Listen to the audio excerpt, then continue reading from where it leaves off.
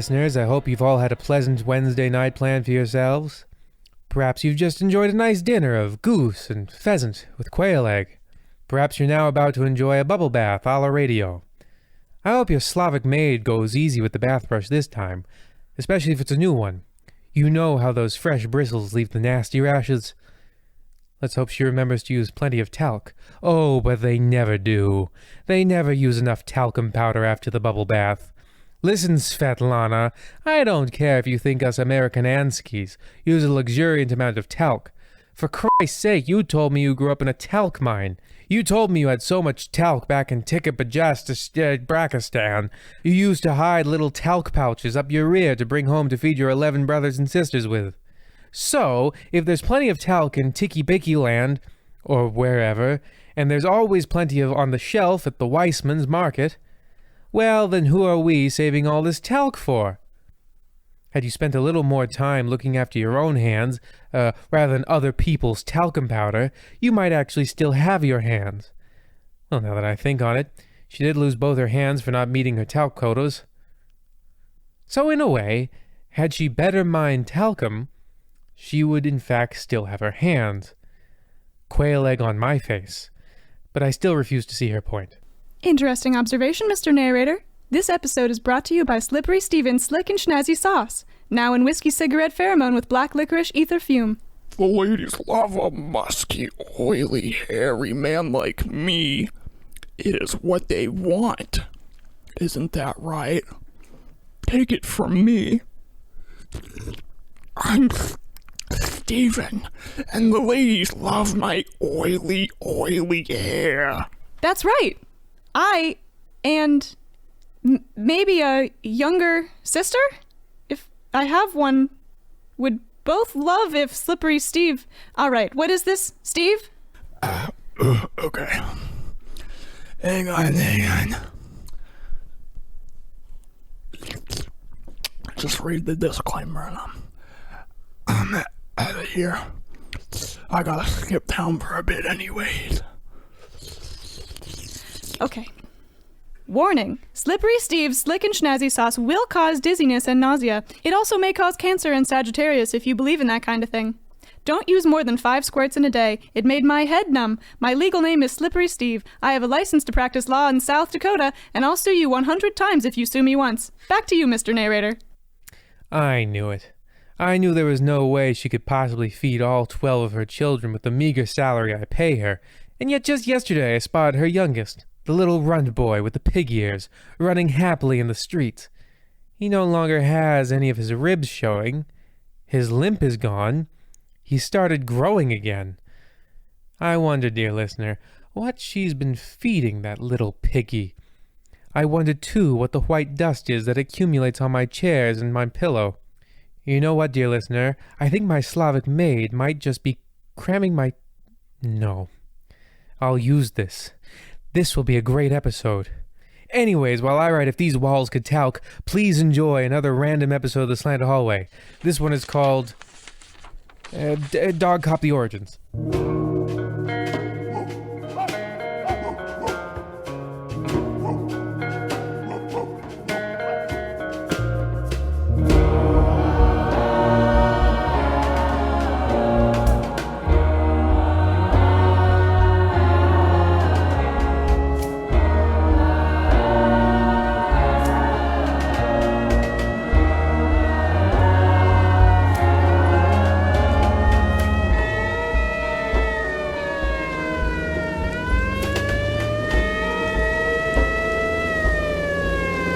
That's strike 3, and now number 2 for the firemen, who still trail the police by 4. Not over yet, as they've still got 2 men on deck. Alright, dispatch. Officer Panini and K9 Officer Sparky are on scene now. What's the ETA on our backup? What? That's negative, Officer Panini. It's still the top of the 5th in the policeman versus fireman softball game, so you're just gonna have to catch the arsonist, and you're gonna have to put out the fire, okay? Just make sure you bring any folks injured in the fire to the county hospital, because the paramedics are the umpires. Roger that, dispatch. It's up, up, up, and away. It's still going. It's sailing beyond the fence. That's a home run. I don't believe it. Okie dokie, Sparky Walkie. Which one of us is gonna go catch the arsonist running away on foot? And which one of us is gonna put out the fire, huh? Rock, paper, scissors, you forward. Rock, paper, scissors. Oh, Sparky, you silly, silly boy. Rock again. I win. So I'll catch the arsonist while you put out the fire. Plus, you owe me $5. Oh, and you still owe me 2 cream sodas next time we play pool. Don't think I wouldn't remember.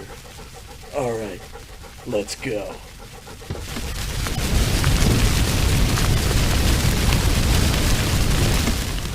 There you go, Sparky. Alright, buddy. Go stop the fire. Go on now. Go on, get. Yeah, come on. Go. Go on now. Yeah. Stop that fire. Go on. Stop that fire, boy. Stop that fire. Okay, hang on.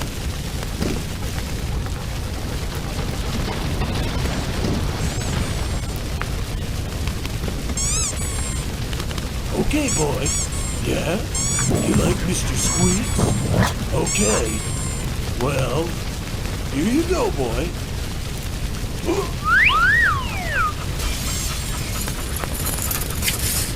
That's a good boy.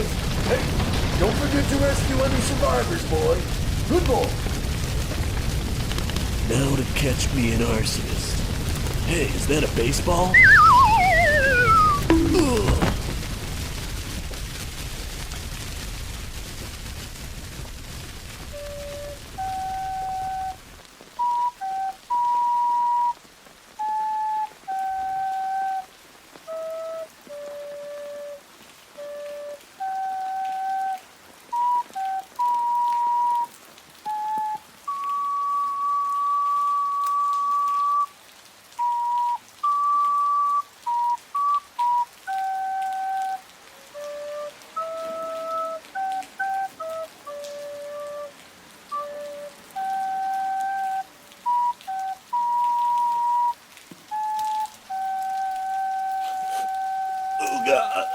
Oh God, I can't do it. Okay.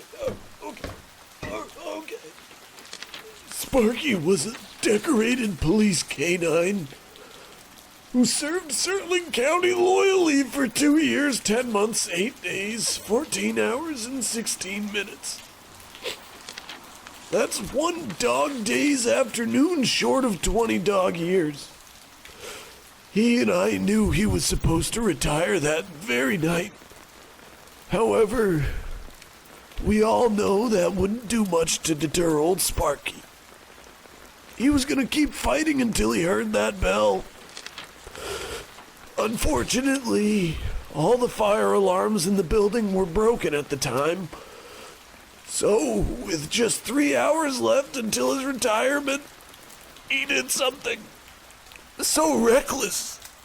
No man amongst us with 10 years or less until his retirement would even think to do it. He took a risk, and he ran into that burning, collapsing building. I'm told he made it to the 2nd floor before a searing hot iron scaffolding collapsed on top of him, pinning him against yet another equally hot piece of scaffolding and squeezing him until he was completely cooked and melted on the outside, but still somehow cold in the middle. Of course, by this time, I was already out cold, having been drilled in the face by the fire battalion chief's home run.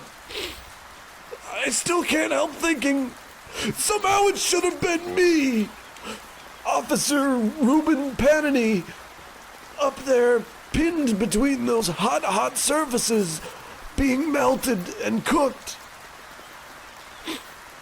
I won't rest until I find the man, or boy, or young man who's responsible for this. Okay, thank you for listening. Now, before we commence this dead dog to the top of this here landfill, does anyone else have anything they'd like to say? Yeah, I want to know, did Panini at least catch the homer after it clocked him in his nose? No, alright. No, I didn't catch it. Sorry. Now, quiet everyone. Quiet down, I said. Don't any of you realize we've got an arsonist at large this very second? He's already burned a third of the downtown strip, and he's on track to burn the rest of the town by next month. The same month that big fat guy intended to put in his enormous restaurant downtown, but got rejected much to his disliking. What month was that? August? Yes! August! Projections say this unidentified arsonist is on track to burn the city down by August. Yet here you all are. The entirety of this city's police and fire department, along with several other elected city officials and civil servants, arguing over a baseball game. Now, can we please get back to this very important dog's funeral? It is Monday morning, and I'd like to get this thing over with before we have baseball practice, then lunch, then an hour of traffic patrol before donuts and bedtime. That's right. Now, let's hurry things along as I ask you all to join me in saying a shortened version of the Lord's Prayer.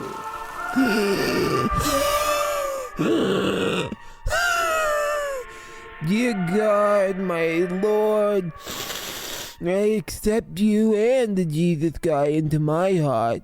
I'll be good. Please, God, save me, please. This can't be it. Oh, you can just spit into my hand, Shookums. Thank you, Mother. That had to be the sorriest excuse for mac and cheese with hot dog slices I've ever tasted. Oh, honey, I should have warned you there was a parsley garnish on top of that. Oh, it must have slipped my mind that you can't have vegetables anymore. Not with my reverse diabetes, I can't. I can't have any vegetables without my insulin, you know that. By God, that could have killed me, but it didn't. So I guess it's back to being the most evil restaurateur ever. I am so sorry, sir. Had I known you had reverse diabetes, I would not have placed the garnish, I swear. I have made this mistake once, and I will not make this mistake twice, I assure you. No, you won't. Not in my restaurant, you won't.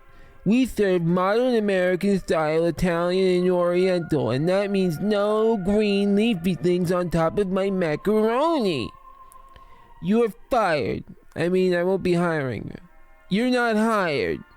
In fact, I'm going to kill you, but because I'm so evil, I'll make you decide how I kill you. So here are your choices. You could stay standing where you are with your arms at your sides and be dropped 20 feet, landing on solid concrete and hopefully not on top of my alligator. After which you'll be eaten alive by my one very expensive alligator. Or... The alligator's pit, please and thank you.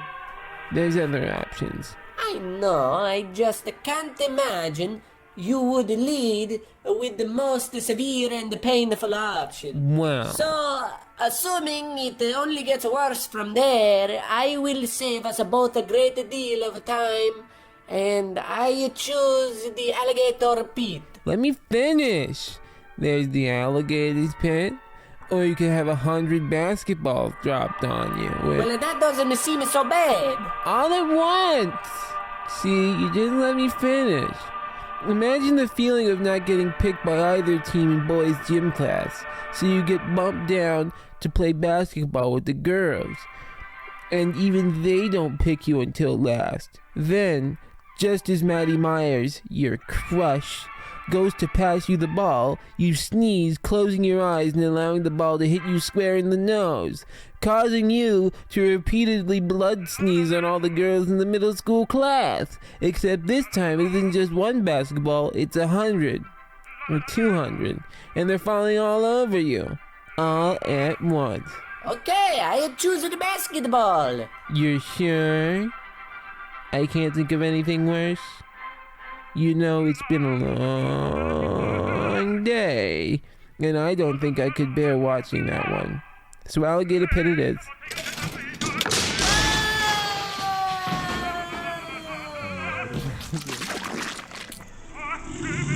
Oh, good job, Sweetums.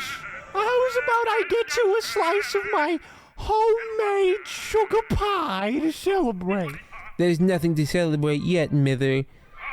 I still have to burn down a few more buildings in the historic orphanage district before we can even begin construction of my mega restaurant.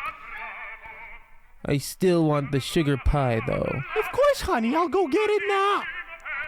Oh, one more thing, Mother.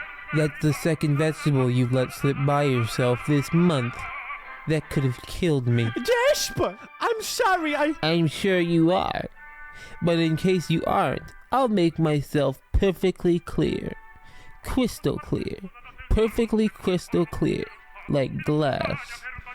Let one more vegetable onto my plate, and I'll drop 1,000 basketballs on you, then feed you to the gator. Jasper, I swear I didn't. That's enough. Now get my sugar pie, and don't you dare slice it.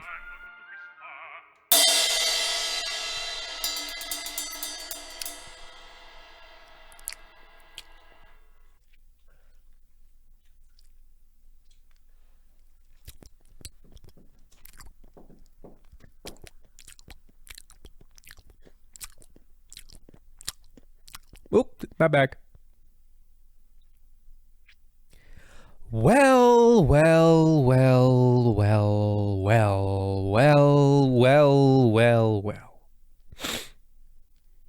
It looks like Jasper Casparelli is very fat. That's no good. Oh, look, he's evil too. Even worse.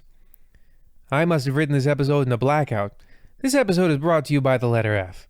Anywho, let's check back in with Officer Ruben Panani and his policeman friends to see if they can't crack the case of the serial arsonist. Officer Panini, my office now. Yes, sir.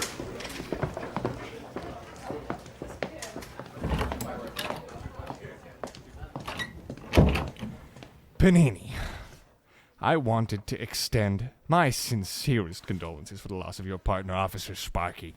He was one of the finest dogs we've ever had on the force. How have you been? Thank you, sir. I've been holding up okay. Good. I'm glad you're doing well because I've been having a pretty rough day myself. The mayor has been on my back all morning. He wants that arsonist caught by the end of the day today. So when he makes a speech tonight at the Pee Wee football potluck, he has something good to say. So I'm putting you on the case. You're a detective now. Here's another badge and 2 more guns. Congratulations. Thank you, sir. I promise I won't let you down. Don't put pressure like that on yourself. The only people you'll be letting down will be the random civilians who will continue to be burned alive in their homes by the dozens every second you haven't apprehended the arsonist. Occupied. Come in. Perfect timing. Oh, hello there, gentlemen. Dr. Fingerman. I'd like you to meet Officer Ruben Panini. Nice to meet you. How's your mother? Excuse me? No, he's not the suspect, Doctor. Oh, my bad. Hi, my name is Dr. Larry Fingerman, forensic psychologist. Pleased to meet you. Hello, Dr. Fingerman. I'm Officer Ruben Panani. I'm a police officer around here.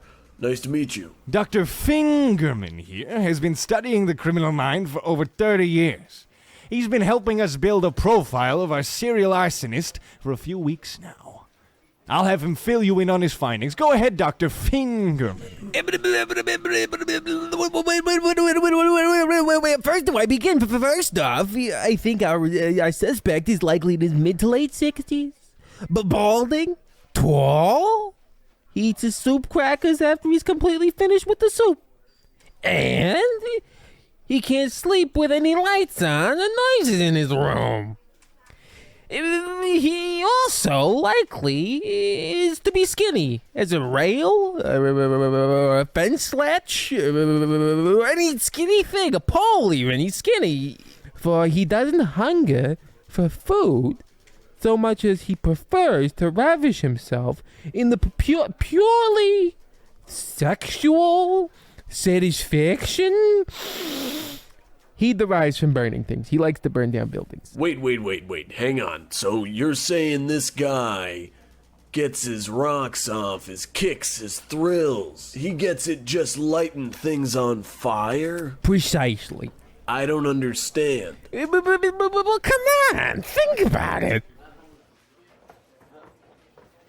My God, he's right. I still don't understand. Let me elaborate. Picture a conflagration of 1,000 burning tongues licking their way up the legs of a helpless, naked woman, a nun perhaps. You have to get inside the criminal's head, Panini. Admit it. It sounds pretty hot. Just think of the beautiful woman, but imagine how much beauty is within the human body. Well, only a master of the blade can reveal that. I think I'll just take your word for it. Good enough. Thank you again, Dr. Fingerman. Where are you off to next? I'm off to Washington State to have dinner with a man whose own mother's... A man who...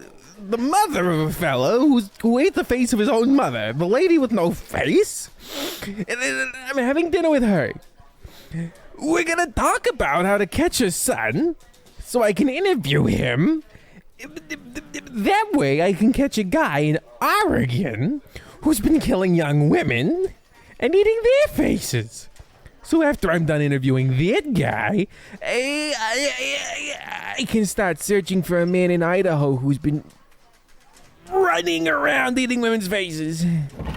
Okay, goodbye. Now that doesn't sound boring at all. Wow. I wish I could be a blind fly on the wall at that dinner, listening to just the audio from that conversation. Boy, that would be a riveting 20 to 30 minutes of my time, huh? Well, have fun doing that, and thank you, Doctor.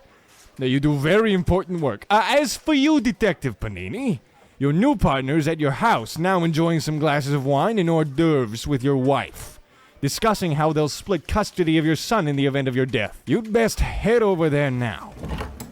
Captain, we got a woman in the holdup. She was running around the city square this morning, flailing her arms around and yelling about her son lighting buildings on fire, something like that. So we arrested her for disturbing the peace, of course, and we put her in a cell, but she still won't stop yelling about her son starting fires and flailing her arms around.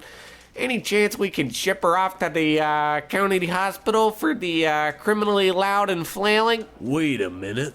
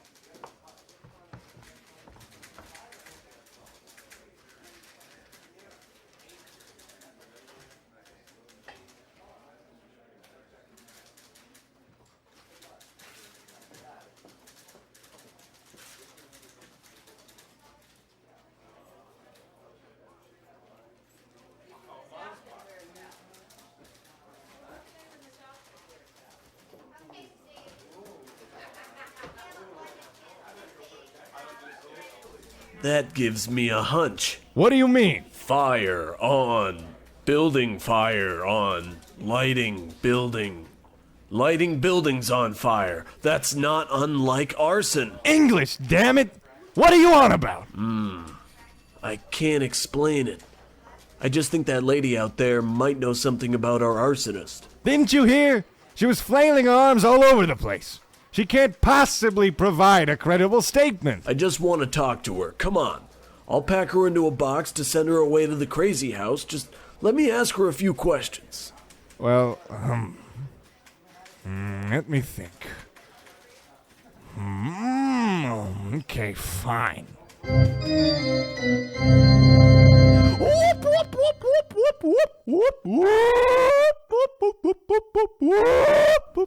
Come on, get a hold of yourself, lady. I grab you by your shoulders and I shake you. I shake you. Come on, you fruitcake. Where's he gonna light the next fire, huh? I shake you. Fruit! Cake! Cake, Jasper! Fires! Oh, arson!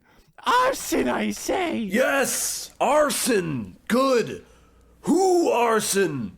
Who do arson? It's my boy! Jasper Casparelli! He's gone completely mad, says I! Why mad? Why he big mad at you? You he mama, huh? No, he's not angry mad. Don't you see? He's mad like a hatter is mad, I declare. Well, you're driving me mad, which is making me angry mad. Here! Look! Here! Look here! I've scrawled in soot and blood and human waste, all of it here on this napkin. A napkin? No sane person would write on that kind of paper. It's just a bunch of numbers, and you wrote a saint's name backwards, and then the town we live in, and then more numbers. What am I supposed to do with this, you crazy old broad? Someone get her out of here, or I guess I can do it.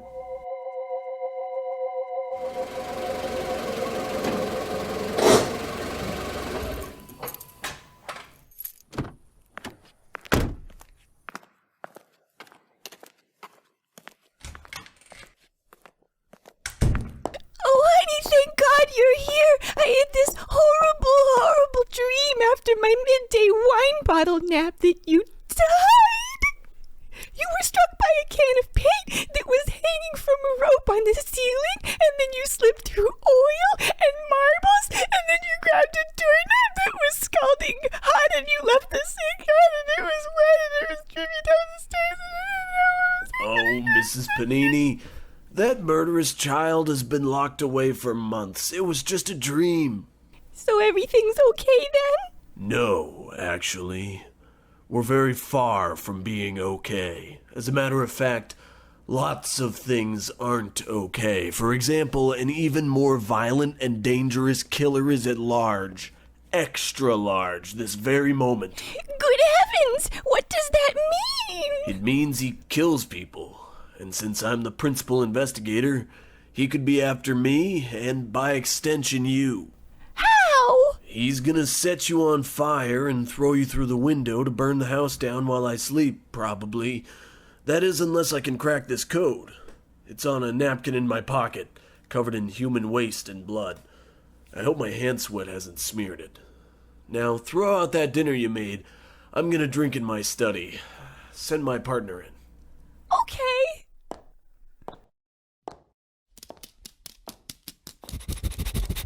Oh, this? That's just the napkin with the code on it. Pretty good for a rookie to sniff this one out. Some nose you got on there. Nose. Sniff, smell, small print. Printed book, random house, specific house. House with an address. The code, boy, it's an address. Mrs. Panini, grab my hat, socks, and coat and pants. We've got a big night ahead of us. I think we cracked the code on this, partner. We're partners? I was talking to the dog.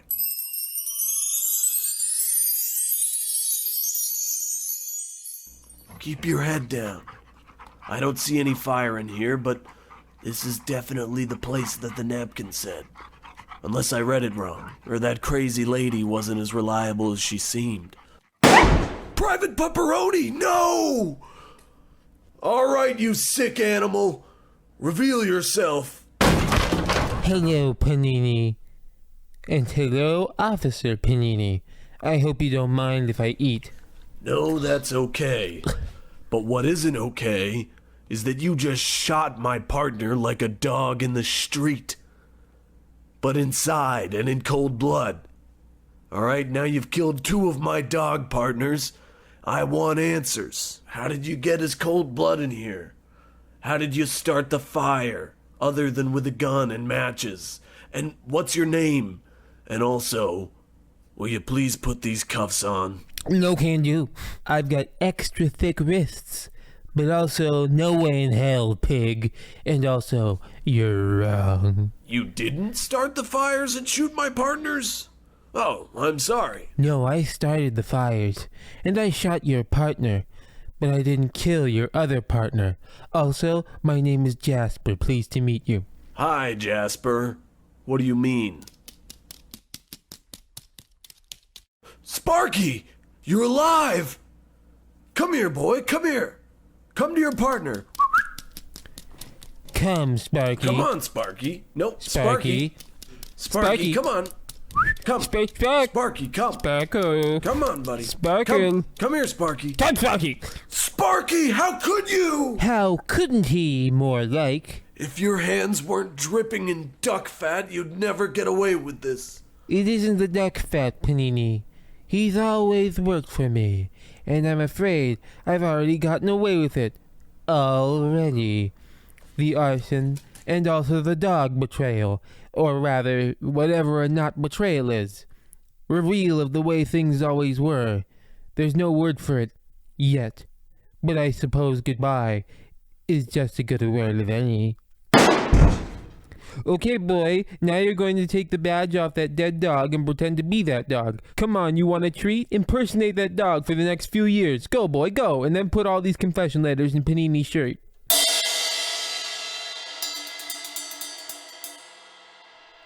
And there! Now you're the sole beneficiary and executor, and you have power of attorney over my estate. You are already my conservator thanks to this other piece of paper. Oh, it's so unfortunate my former husband Reuben Panini died in that house fire he caused, especially since he was a monster the whole time. Can't say I didn't expect it, though. I had a dream while wine drunk on the chaise lounge one early afternoon that this would happen. Anyway... Huh. Now I'm off to bed. Be sure to measure out my barbiturate. Don't forget to initial that line about my hatred of my own body being autopsied. Don't forget to turn off the gas once you're done playing with those matches. I love you. Mwah. Well, there you have it. If you'd like more on this story about cheating spouses and incompetence, well, you'll just have to pick up my latest novella, completed during the broadcast of If These Wiles Could Talk. Marta, if I ever see you again, I'll be burning more than just the house down. Tune in next week for a story about a dog firefighter. And special reminder, it is the Jewish Year of the Dog, I think. Good night and pleasant nightmares.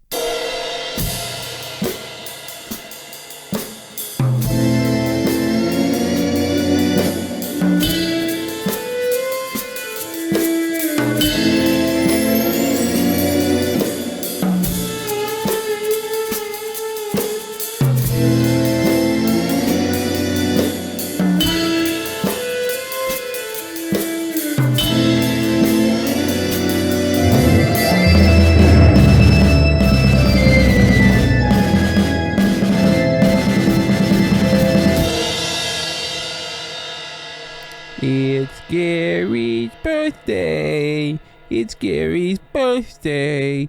Gary turns 20 today. It's pretty young for a captive gator, but pretty old for a wild gator. I love your square nose or your pointed nose. I can't remember the difference between gators and crocodiles. See you in the wild. Bye. Click. The door's closed.